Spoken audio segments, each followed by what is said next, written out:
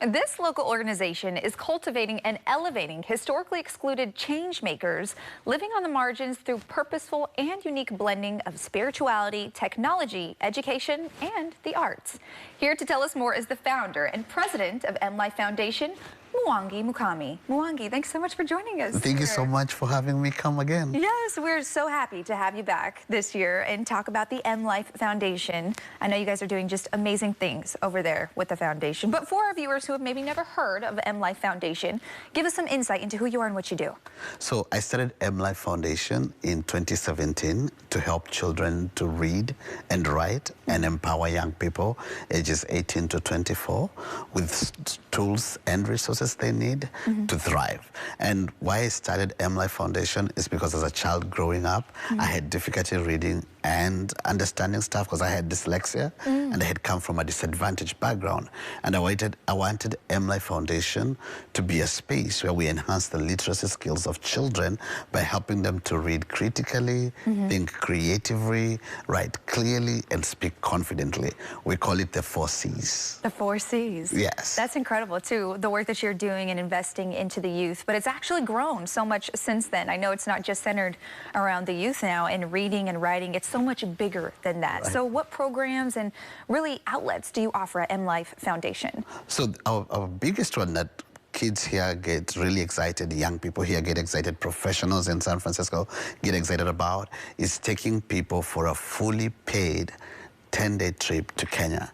Wow. And we do this because we believe that we have to talk a little bit more about Africa and the potential and benefits that Africa can have in the Western world. And so we take people twice a year to Kenya, and they go to Masai Mara, they get an opportunity to see Nairobi, they go to the coast region and see our majestic beaches, and then they come back here and become ambassadors for Africa. When well, in San Francisco, we bring what we call Mlife Fellows, people who are between the ages of 18 to 24 years. We bring them for a whole year where we train them on leadership, on management, on fundraising, on communication, and entrepreneurship. In fact, this year we've just graduated 70 of those from our program. Right. Congrats. So thank you so much. Yeah. And then we are helping families with tools and resources so that they can have upward economic mobility.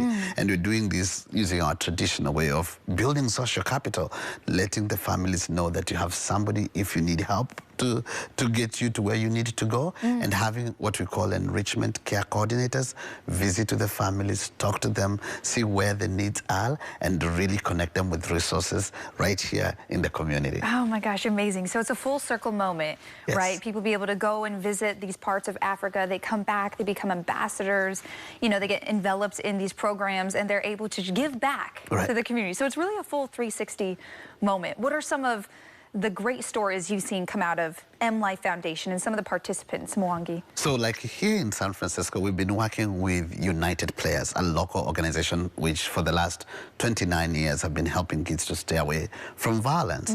Our program with them is helping kids to just know that there is more to life than just the poverty and the challenges that we face in our communities.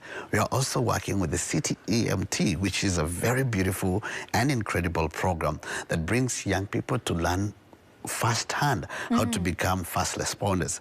We are collaborating with another organization called Retreat SF, whose goal is to 10x the impact of young leaders who identify as BIPOC in San Francisco. And what we are seeing with our partnership, leveraging these opportunities and partnership with these organizations, is that we're increasing our impact, so we don't just have that narrow focus within the public school, but really the community. And you can see the impact from kids coming to the program and saying, hey, I know I've finished being in the program, I don't want to go. Can I be a mentor to another kid? Can I do here? Can I raise my own money and go again with you? I really love that trip. Can you go to another country in Africa? Can I change my major from what I was thinking of doing to this other thing that I want to do? And I want to give shout out to the BSCC, it's the Board of State for Community Corrections, because our initial program was a grant from them, and what we've seen is the impact just by by making sure that education is just not classroom-centric,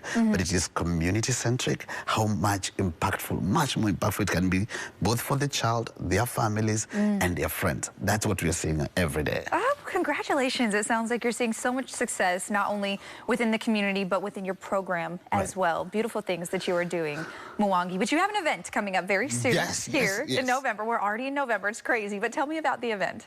So every year around the second Saturday of November, we bring young leaders together from San Francisco, Nairobi, Kenya, Ghana, all over the world where we work with partners to celebrate what we've done. And this November 11, we are hosted by the Universalist Church. So we'll be over at 1187 Franklin Street at 4 p.m. And we'll be celebrating not only all these achievements that we've had this year of helping kids to read and write, of helping people get to college, find jobs that they needed, and start businesses where they can.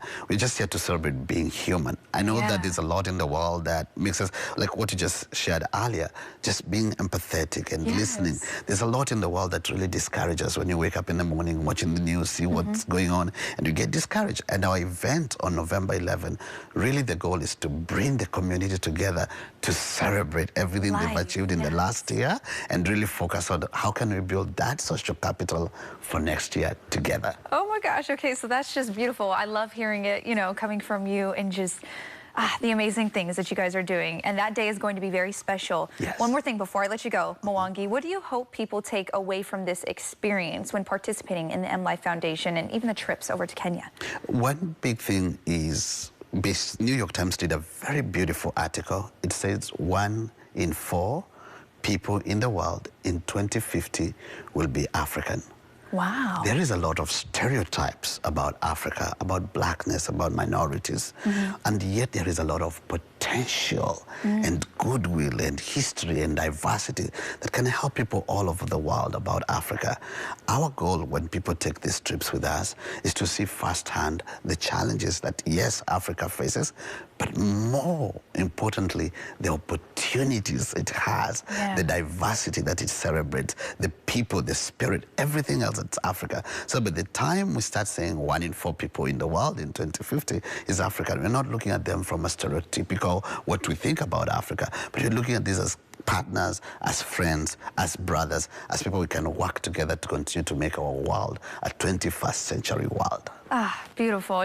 We're going to end on that because I don't think it could be any more well said. So thank you so much, Mwangi, for joining us here today and all you're doing within the community. We really do appreciate it. Thank you so much for hosting us. Of course.